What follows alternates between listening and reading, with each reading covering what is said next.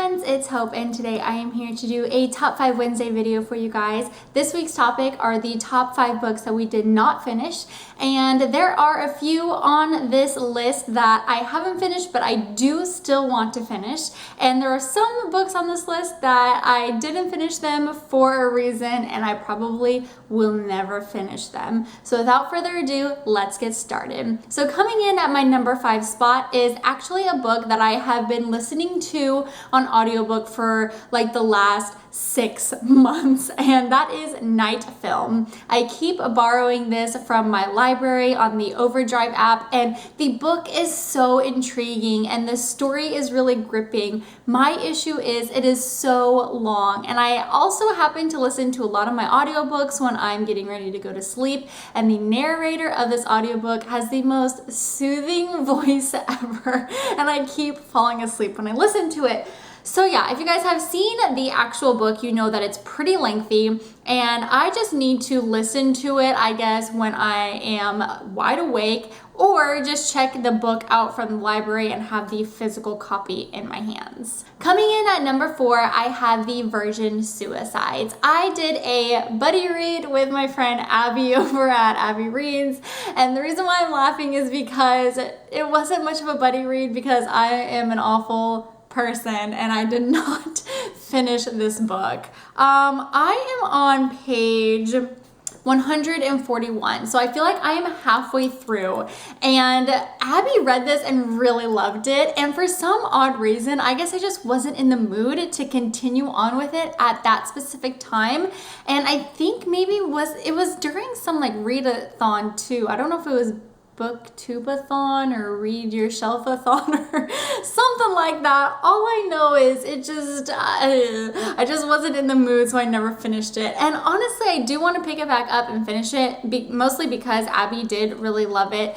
and I was enjoying it while I was reading it, but then I just kind of got in that mood where I was like, I didn't want to read it anymore, and I just never picked it up. So anyways, I digress. This comes in at number 4. Coming in at my number 3 slot, it is something similar to the Virgin Suicides, like what all happened, and that is The Bone Season by Samantha Shannon.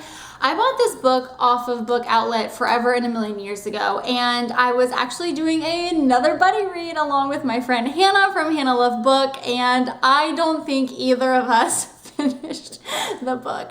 This one was even like worse than the Virgin Suicides. I didn't even get to page 50 in this book. I literally made it through like the second or third chapter, and for some reason I just like could not get into it. I remember the first 2 chapters, it was pretty intense and really fast paced. But then after I read those first couple chapters, I set it down to probably read something else, and this just never got picked back up. So this is another one that I do really want to plan on like continuing and finishing and hopefully get through. It may end up not being something that I enjoy, and if so, I'll just try and sell it to my used bookstore. But yeah, number 3 slot goes to The Bone Season. The last 2 slots in this Top 5 Wednesday are books that I will never probably finish. So yeah. Coming in at number 2, I have a classic, and that is 1984 by George Orwell. I adored dystopian books once upon a time, to the point where I never thought I would read anything other than dystopian. And my sister Haven actually recommended this book to me because of how much I love dystopian books, and this is like the quintessential, like the original, the OG dystopian book. I gave it a go. This one, I got to page 58, and yeah, I have no intentions of ever finishing this book.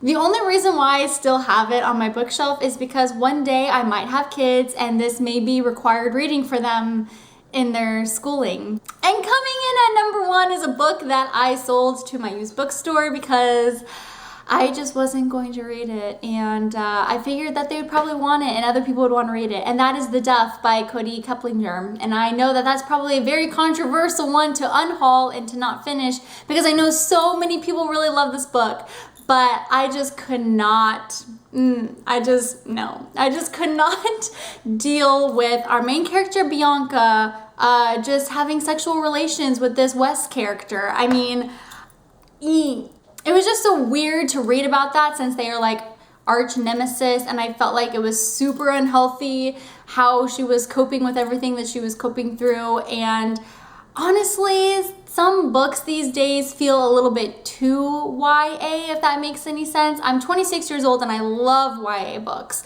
but sometimes the reads feel a little bit too YA. And in this case, that's what it was. And like I said, I just didn't like where Wes and Bianca's relationship was going. I ended up seeing the movie and it was not for me either. So sorry, friends who really love the Duff. I know a lot of my booktube friends love that movie and book, but yeah, just wasn't for me. All right.